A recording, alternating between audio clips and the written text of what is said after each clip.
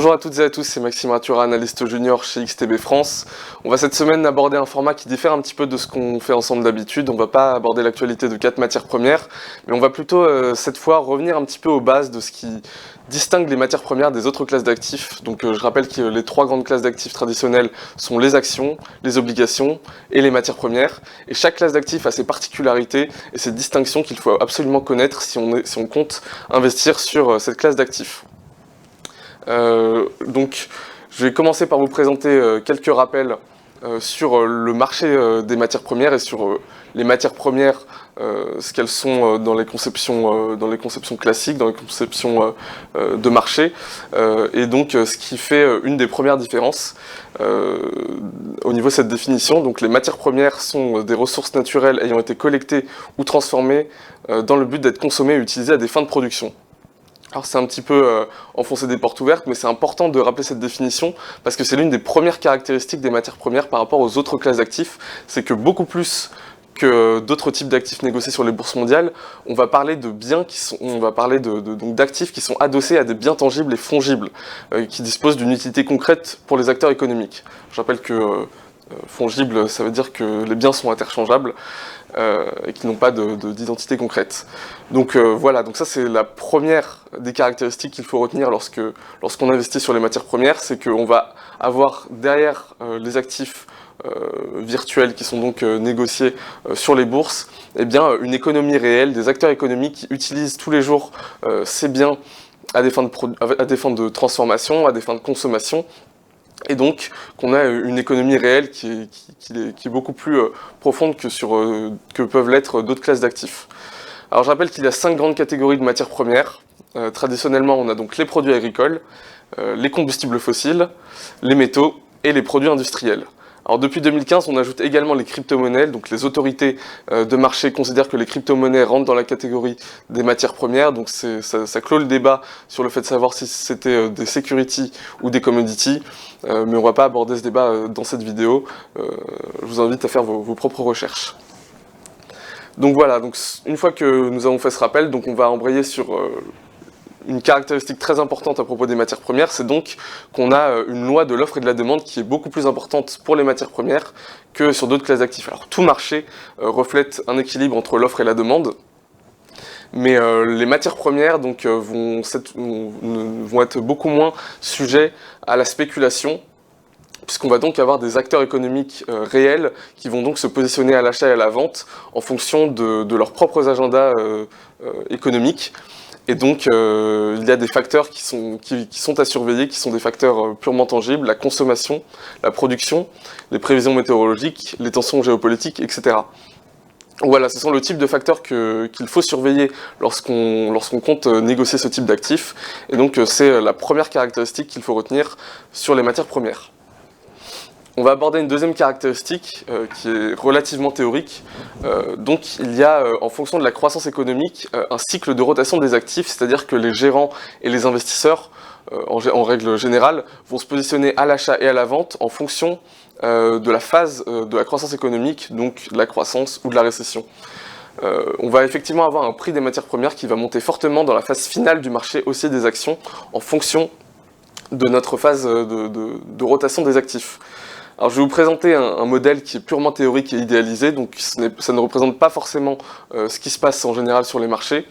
Mais donc on a cette courbe de la croissance du PIB qui reflète donc la croissance économique, et donc on a cette ligne rouge qui définit le point zéro. Donc lorsqu'on est au-dessus de cette ligne rouge, on est en phase de croissance, lorsqu'on est en dessous de cette ligne rouge, on est plutôt en phase de récession.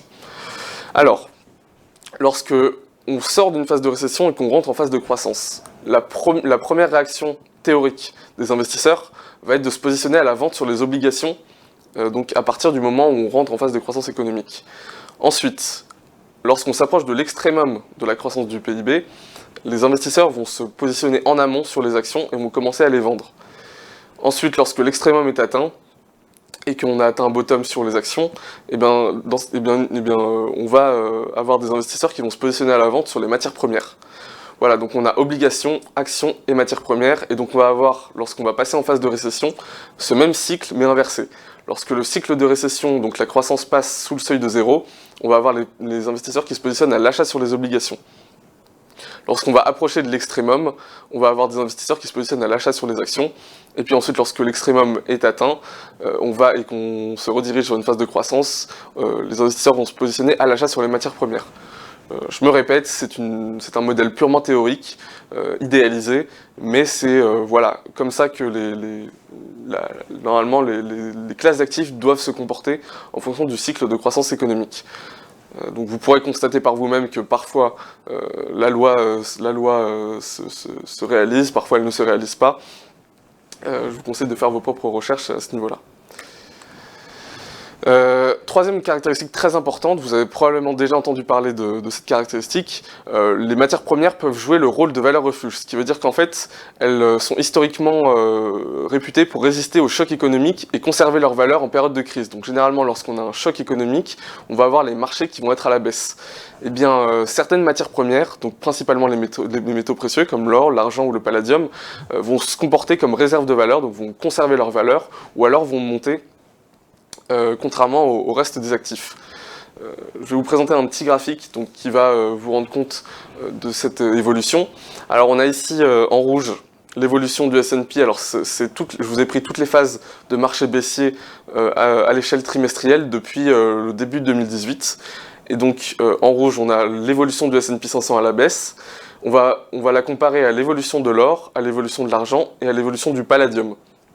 Et ce que vous pouvez constater de manière empirique sur ce graphique, c'est que dans ces phases de marché baissier sur le S&P 500, on a eu l'or qui a effectivement plutôt conservé sa valeur en moyenne. Donc on a une moyenne de performance de l'or sur ces différents trimestres qui a été de 0,09% contre moins 9,36% pour le S&P. On a l'argent qui a été un peu plus corrélé au marché action, mais qui a quand même un peu plus résisté, donc il a baissé à hauteur de 5,69% en moyenne. Et puis on a le palladium qui lui a complètement pris le marché d'actions à contre-tendance, donc on a eu une performance moyenne de 6,61% sur ces différents trimestres en moyenne. Ce qui nous montre donc qu'on a certains types d'actifs, certaines matières premières qui vont effectivement jouer ce rôle de valeur refuge. Et donc ce sont donc des actifs à privilégier lorsqu'on pense que le marché action risque de baisser. Enfin, dernière caractéristique, une partie un petit peu autre, mais on va avoir des facteurs de corrélation des matières premières avec d'autres classes d'actifs, donc principalement le marché des devises, et particulièrement, je vous ai noté le dollar américain. Donc voilà, premier facteur de corrélation. Et deuxième facteur de corrélation, eh bien on va avoir des coûts de stockage et de transport qui se reflètent en fait dans le prix des contrats à terme, qui vont être également un facteur prépondérant dans l'évolution du prix, puisqu'effectivement, donc sur certaines matières premières, eh bien on doit respecter un seuil de rentabilité. Enfin, les producteurs respectent un seuil de rentabilité et donc ne vont pas produire les matières premières en dessous d'un certain seuil. Je vous ai préparé un petit tableau pour que vous puissiez vous rendre compte des différents niveaux de corrélation sur les principales matières premières.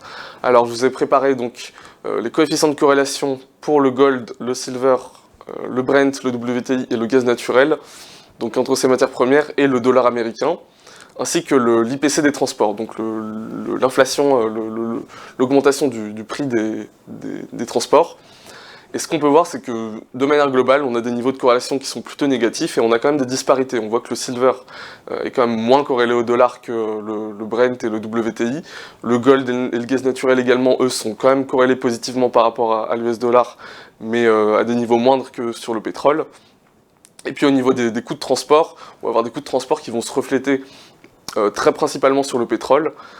Donc c'est aux US, donc forcément comme ce sont des denrées qui sont pas mal exportées par les États-Unis, donc ça va avoir un très fort niveau de corrélation. Quand on a un niveau de corrélation de 86-84%, c'est quand même relativement élevé. Et puis on a des niveaux de corrélation un petit peu moindres pour le gold, le gaz naturel, et puis le silver qui est le moins corrélé à la fois à l'US dollar et à l'IPC des transports. Voilà, donc gardez bien ces données en tête, elles sont très importantes. C'est très important si vous comptez comprendre ce marché et le distinguer des autres classes d'actifs. Voilà, ça clôture ce format. Donc la première vidéo que nous avons abordée aujourd'hui, c'était sur les caractéristiques, et la prochaine portera sur les différents indicateurs. On va voir plus en détail comment comprendre les indicateurs que je vous présente un petit peu toutes les semaines, notamment les contango, les backwardation, les crack spread. Et donc ça va donner un petit peu plus de compréhension sur cette classe d'actifs. Je vous souhaite une très bonne fin de semaine, un très bon week-end et je vous donne rendez-vous à la semaine prochaine. Au revoir.